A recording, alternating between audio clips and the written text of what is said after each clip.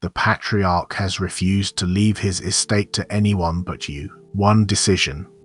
And the household has come apart at the seams. One decision. And the household has come apart at the seams. But what looks like chaos isn't chaos at all. It's physics. The same force that makes a floor give way when you pull the support out from under it. That's what's moving through that family's foundations right now. For decades, you watched the doors of that inheritance swing open for everyone else.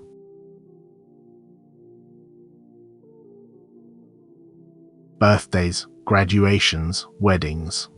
The money always flowed toward the biological heirs while you stood outside the circle. Never named, never included, never quite belonging.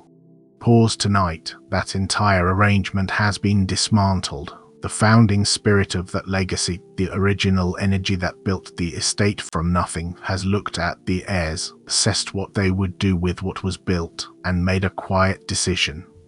You are the one chosen. I spent 20 years studying the languages used to describe what cannot be said. I sat in a lecture hall at the University of Edinburgh, 23 students in front of me, training them to dismiss indigenous knowledge frameworks. I spent 4 years championing those frameworks before they were formally dismissed. Then another 4 years in a rented room in Leith, 17 years of research in a cardboard box, learning from the floor what the books couldn't teach me. What I learned is this. There's a law that governs the transfer of legacy wealth. It's operated in every dynasty, every bloodline, every family that built something meant to outlast its builders. It's called the Law of Lineage Preservation. Once you understand it, you'll never again interpret what's happening in that family as a personal rejection. Here's how the law works. Founding elders, or the systemic gatekeepers who carry the original vision of a legacy, they intuitively recognize when biological heirs lack the spiritual voltage, the discipline, the moral backbone to sustain an estate. They know it the way you know a floor won't hold weight. They don't need to test it. They don't need to watch the heirs fail. The knowing arrives whole, and it's always accurate. The Patriarch in your situation represents something more than a grandfather or a wealthy founder. He represents the founding spirit of legacy wealth itself, the original intention that created the estate and everything it stands for. Pause. That spirit has been watching the biological heirs for years. It's seen their sense of entitlement, their passive comfort, their assumption that the wealth belongs to them because they share a name, and it has made a decision. The decision is this: the estate will not be left to the entitled. It will be left to the uncompromised. It will be left to the one who was tested in the wilderness and came out unblemished. Pause. That is you. Strip away every soap opera trope you've ever seen about inheritance battles. This isn't a family feud. It isn't petty drama. It's a structural decision being made by a spiritual and systemic mechanism that's operated since the first human built something intended for the next generation. The Patriarch isn't angry at his heirs. He's not punishing them. He's protecting the estate. The founding spirit operates on a logic that predates personal feeling. Every institution ever built has faced this same fork, the moment when the original purpose must choose between bloodline and capacity. The estate exists to carry an intention forward, and if the heirs can't carry the intention, the estate must go to someone who can. That someone is you. Sit with that for a moment. Because I know what's happening in your body right now. I know the specific texture of the disbelief you're carrying. You've spent your whole life being told you're the outsider, the black sheep, the one who never quite fit the family system. You watched them hand opportunities to each other and leave you standing outside the circle. You felt the quiet exclusion that no one ever named. You learned to stop expecting anything from that family, because expecting anything only led to disappointment. And now the founding spirit has chosen you. The thing you were told you'd never have is being handed to you by the very structure that excluded you. Pause. Do you understand what that means? It means your exile was a form of protection. The family system couldn't hold what you carry. That's why you were kept outside the circle. That's why you were given a different path. A harder path. A path that looked like failure to everyone watching. The system knew, at a level beneath conscious thought, that you weren't like them. You didn't share their entitlement. You didn't share their comfort. You didn't share their willingness to compromise integrity for financial favor. You were a different kind of vessel, and the system couldn't risk contaminating you with its own dysfunction. So it set you apart, not because you were unworthy of the inheritance, because you were the only one worthy of holding it intact. This is not a reward for suffering. Suffering alone qualifies no one. The distinction belongs to what the suffering produced in you.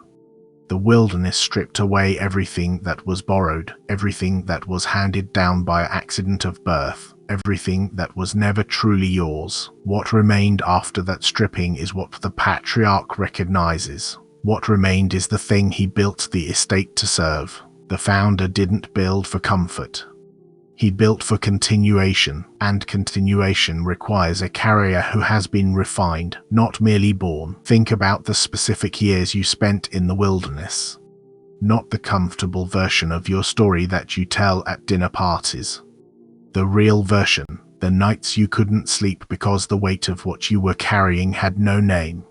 The moments you watched people around you receive what was handed to them while you stood empty-handed. The loneliness that couldn't be explained to anyone who loved you because the words needed didn't exist in the language they spoke. What was that season doing?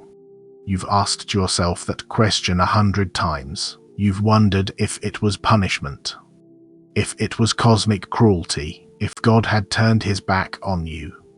Pause. Here's what it was actually doing. It was burning off everything that couldn't carry an estate. The wilderness tests character. Not intelligence, not talent, not connection.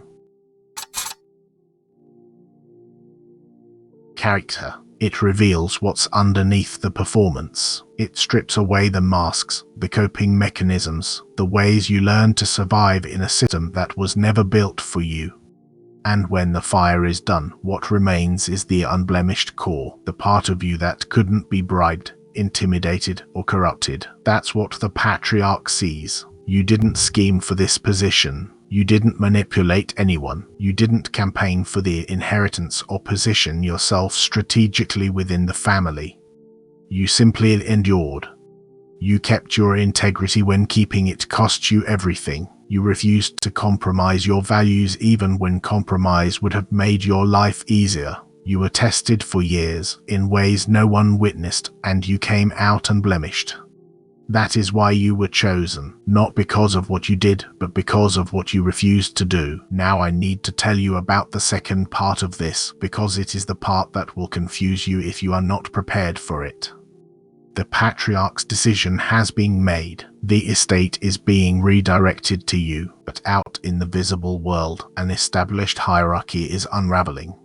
And the way it unravels will look like chaos, like crisis, like something going terribly wrong. It is not going wrong. It is exactly what happens when higher law reallocates capital to the uncorrupted outsider. Here is what is happening inside that family right now. The lower matrix structure runs on generational entitlement. It runs on passive comfort. It runs on unearned inheritance. Every expectation in that system is built on a single assumption: the wealth will flow to the biological heirs, because that is how it has always worked, because that is what the bloodline is owed. That assumption has just been nullified, and the whole structure is facing an identity crisis, because the foundation they built their lives on has just been pulled out from under them. Walk with me through this image. You trusted a floor your whole life. Everyone you know has walked on it. It held you. It held your parents. It held your grandparents. Then one day you step and there is nothing underneath you. Not because the floor collapsed from weakness. Because someone removed it deliberately, knowing it was never meant to hold you in the first place. That is what the family is experiencing right now. Their traditional standing has collapsed. The thing that gave them their identity, their position, their sense of security, has been taken away, and they do not know who they are without it. You are going to see behaviors from them you have never seen before. Panic that looks like anger. Desperation that looks like manipulation. People who spent their entire lives believing they were owed something suddenly realize they were never owed anything, and that realization shatters something inside them. You will see them try to negotiate. You will see them try to explain why you are not worthy. You will see them attempt to reassemble the hierarchy through guilt, through obligation, through every tool they have ever used to get what they wanted. None of it is going to work, because the decision has already been made at a level their tools cannot reach. The question none of them are asking is the question you need to hold. What happens to people when the basis of their identity is removed? What is left of them when the thing that defined them is gone? You do not need to answer that tonight, but you are going to watch it answer itself in the coming days. I have to be honest with you about something. There is a part of this I have not resolved yet. In every system built on unearned inheritance, the moment of removal is never arbitrary. I have studied the mechanics of such structures closely, and there is one thing I have never been able to find a clean answer for: why the leaders of the structure wait so long, why the Patriarch allows the entitled heirs to believe their inheritance is secure for decades, allowing them to build their entire lives on a false foundation before the decision comes down. I have seen it happen too many times to call it accident. I have watched it in dynasties, in institutions, in family businesses. The pattern is always the same. The heirs are allowed to become comfortable. They are allowed to build their identities on the assumption of inheritance. And then, at the exact moment when the reallocation will cause maximum structural exposure, the decision comes down. I have not resolved why that timing exists. I have seen enough to know it is not random. But the reason for the delay, the purpose of allowing the false foundation to be built so completely before it is removed, that reason is sitting somewhere underneath everything I have learned. I have not been able to name it. There is also something else I have not resolved about this family's specific situation. The Patriarch has made his decision, and the law is clear about what happens to the estate, but the Patriarch himself is still alive. In every other case I have studied, the founding elder made this decision in a way that protected himself from the heir's response. I have never seen one make the decision this openly, this early, while still present to face the fallout. Why he has chosen to expose himself this way, what he knows that makes him willing to stand in the middle of that storm, I cannot yet explain. What I do know is this: the panic gripping that household is not a malfunction. It is the physics of a structure losing its false foundation. The decision has been made at a level that no negotiation, no guilt, no manipulation can reach. You have been chosen because you were tested and came out unblemished. The founding spirit of that legacy has recognized you as the only vessel capable of carrying what was built.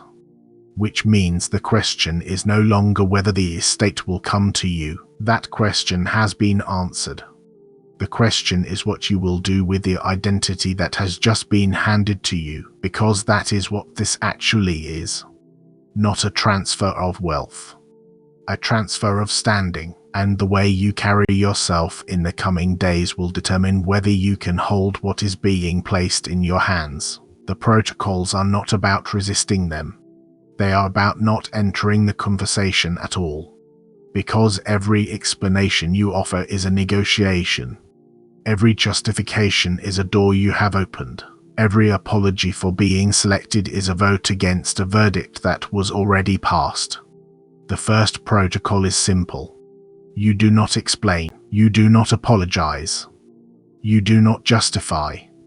When they come, and they will arrive with questions dressed as concern, accusations dressed as confusion, pleas dressed as family loyalty. Each approach demands you enter a conversation where the terms were set by people who want you to defend something that was never up for debate.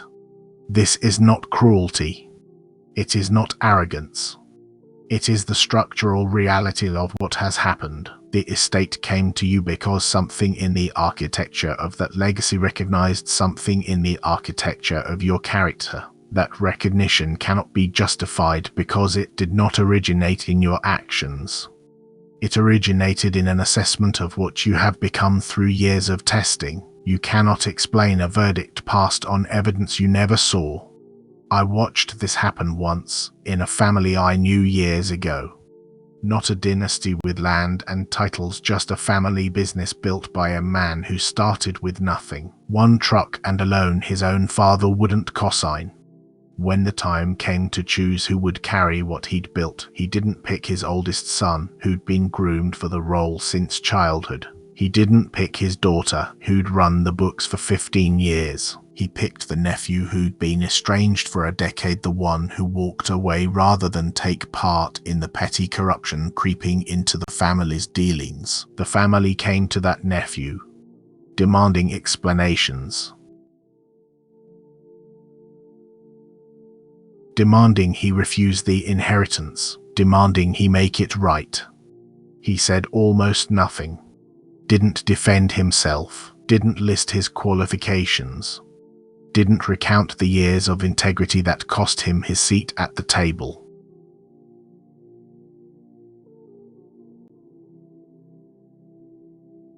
Not because he was cold, not because he was bitter, but because he'd understood something the family couldn't. The decision was never about him versus them. It was about what the legacy required. Anything he said in his own defense would have been arguing with a verdict that wasn't his to argue. So the first thing you do when they come is nothing. You let the silence hold the weight they can't carry. Your silence isn't a refusal to engage. It's a refusal to relitigate a decision made on grounds you didn't choose and can't alter. You weren't selected because you argued better. You were selected because you were different in a way argument can't produce. I want to be honest about how hard this is. There is a part of you that has always earned your place by smoothing things over. That role was part of the old architecture, part of the system now collapsing. If you carry it into this new territory, you will undermine everything placed in your hands. Every explanation you offer is a negotiation. Every justification is a door you have opened. Every apology for being selected is a suggestion that the selection was an error. The heirs who were bypassed couldn't carry it, not because they were evil, but because they were never tested in the way that forms a steward. They were never required to prove they could hold something when they had nothing. They were never required to demonstrate that their integrity would survive the wilderness. When the moment came to assess who could carry the legacy forward, they were found wanting. Not for what they did, but for what they'd never been through. You were tested. Not because you were chosen for testing, but because testing came to you. You were excluded, isolated, starved of resources the heirs took for granted. In that starvation, something was formed that comfort can never produce, the capacity to hold resource without being corrupted by it. The formation was agonizing because it required the removal of everything that couldn't carry what was coming. What remained wasn't what you once were, but what the work required you to become. You didn't choose that path, and you couldn't have foreseen its end. But the removal wasn't destruction, it was preparation, and the emptiness it left behind wasn't a void.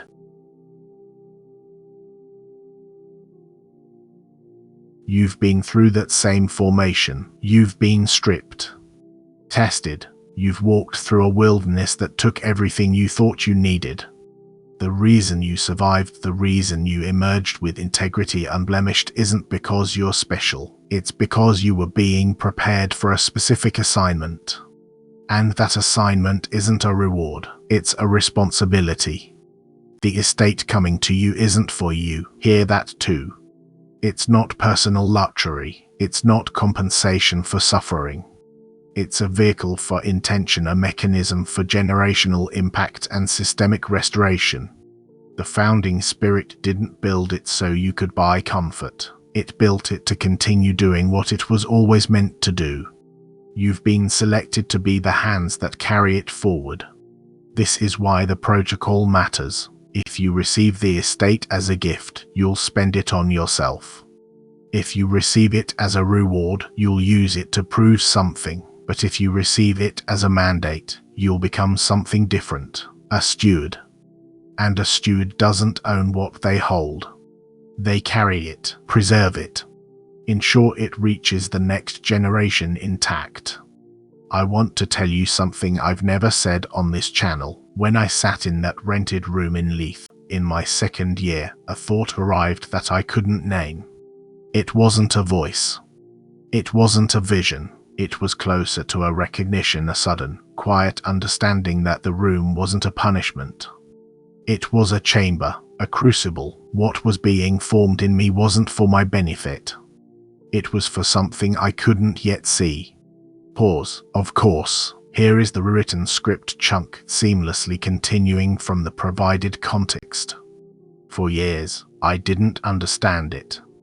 Honestly, I didn't. Not really, but I do now. Those years in that room weren't wasted. They weren't lost. They were the cost of becoming a vessel, the price of learning how to carry weight without it crushing you. And you've paid that same price, in years you can't get back. In relationships that didn't survive. In opportunities that passed you by. In a loneliness that had no name in any language you were taught. That price isn't a debt, it's what qualified you. When you see that, the protocol stops being a burden and becomes a recognition. You're not suppressing yourself when you refuse to explain. You're honoring the process that formed you. The wilderness that tested you. The fact that you came out the other side with the one quality the estate needs, unblemished character. So when they come and they will, you don't negotiate. You don't explain. You don't apologize. You just let the silence hold the weight. And if they push, you don't push back. You remain composed, still. Your stillness isn't passivity. It's the posture of someone who's already received a verdict and doesn't need to defend it. And let's be clear about what composure actually is. It isn't the absence of emotion. It isn't suppression. It's the ability to hold what you feel without letting it steer your actions. I know this is hard for you. You've spent your life absorbing the emotional temperature of every room you walk into. You feel the shift before anyone speaks. You register the unspoken. You carry what others can't. But composure isn't about going numb. It's about understanding that your internal state is not the foundation of your decisions. The transfer isn't happening because of how you feel. It's happening because of what you endured and who you became through it. That's not something you need to justify. It's the ground beneath your feet, the floor that won't give way. This is what it means to treat the transfer as standard, overdue universal balancing. Not because you earned a reward, but because the scales don't forget. Every unjust loss, every closed door, every year of silence that wasn't your fault, none of it was lost. It was held. Counting for. Now it's returning to you not as compensation, but as restoration, not because you're owed comfort, but because the systems that govern what's real don't let injustice stand forever. Some of you are watching right now thinking, this is just content, dressed up in inheritance language to sound deeper than it is. I get that. I've thought that about videos exactly like this one. I've seen this framing used to sell certainty to the desperate, to dress ambition in robes of destiny. I'm not going to ask you to believe what I'm saying. I'm going to ask you to watch what it produces. The proof isn't in the theology. It's in the life. But for those of you who have been through the wilderness, who have felt the exclusion, who have wondered why the doors kept closing, I want to give you the decree that changes everything. It isn't gentle. It isn't a soft invitation. It's a command. Let that land. Take your seat at the head of the table. That selection isn't a suggestion. It isn't an option. It's a standing command. I know what this will feel like when it first arrives. You've spent your whole life at the margins of tables, the far end, the one who had to lean in to be heard, the one whose contributions were acknowledged but never quite credited. You learn to occupy small spaces, to take up less room, to apologize for your presence before entering. That was the training of the old system. It served a purpose. It kept you safe, kept you invisible, kept you from being destroyed before your time. But the old system is over. The training that kept you safe in the wilderness will destroy you in the estate. The estate doesn't respond to those who shrink. It responds to those who understand what they're carrying. And what you're carrying now isn't the burden of the excluded. It's the authority of the selected. Here's what I've learned about authority. You don't take it. You step into it. Not by asserting yourself, not by demanding recognition, not by proving you deserve the seat. You step into it by simply taking it, walking past the chairs that were never meant for you and sitting where you were always meant to sit, not with arrogance, not with apology, with the quiet recognition that this is where you belong. That's why the decree speaks directly to you. Because you're not being asked to climb, you're not being asked to compete. The ladder has been dismantled.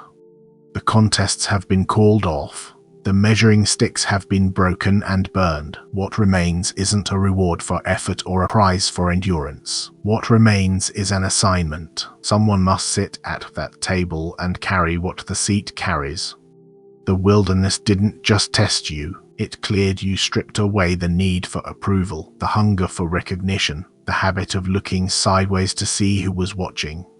You were made ready for weight that lesser hands could not hold. I know what it feels like to mistake the seat you were denied for the seat you were meant to occupy, and I know what it feels like when the real one finally becomes visible. It happens in a single moment when the structure you've been bracing against goes quiet. The noise of the old hierarchy fades, and something else takes its place. Not a louder demand, a clearer one.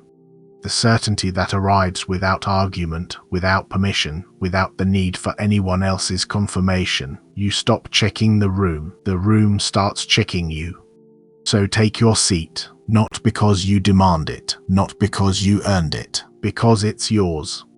It always was. It was held for you through the wilderness, through the testing, through the years when you thought you'd been forgotten. Now it's being offered not as a reward, but as a responsibility. The question isn't whether you'll receive it. The question is whether you'll occupy it fully. Here's what I know about the coming days. The transfer is already locking into place. It's not something about to happen. It's happening now in your body, in the family's body, in the mathematics of what's being reallocated.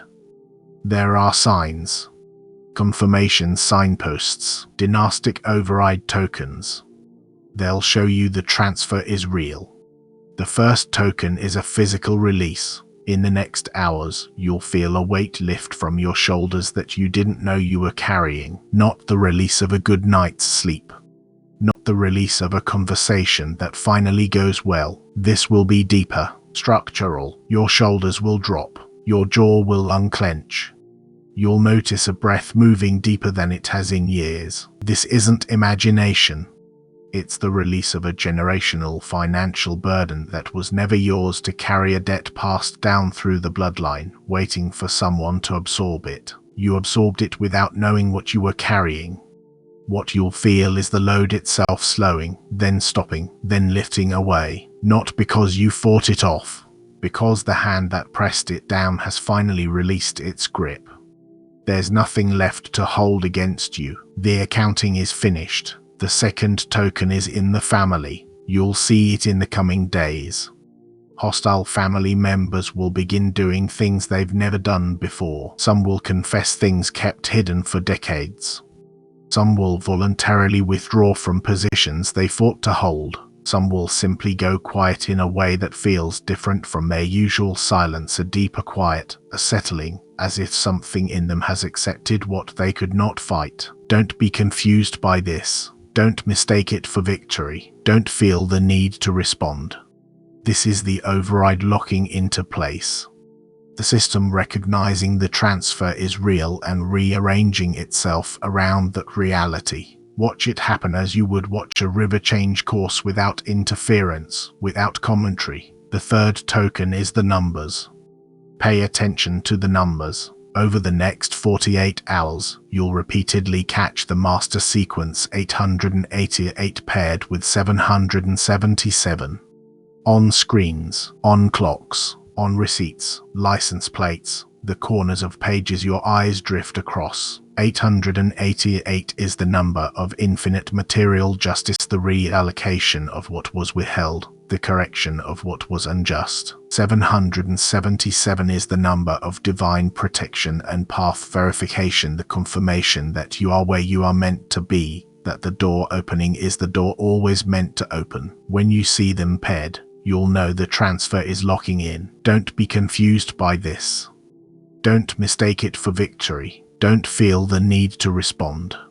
This is the override locking into place. The system recognizing the transfer is real and rearranging itself around that reality. Watch it happen as you would watch a river change course without interference, without commentary. The third token is the numbers. Pay attention to the numbers. Over the next 48 hours, you'll repeatedly catch the master sequence 888 paired with 777. On screens, on clocks, on receipts, license plates, the corners of pages your eyes drift across. 888 is the number of infinite material justice, the reallocation of what was withheld, the correction of what was unjust. 777 is the number of divine protection and path verification, the confirmation that you are where you are meant to be, that the door opening is the door always meant to open. When you see them paired, you'll know the transfer is locking in.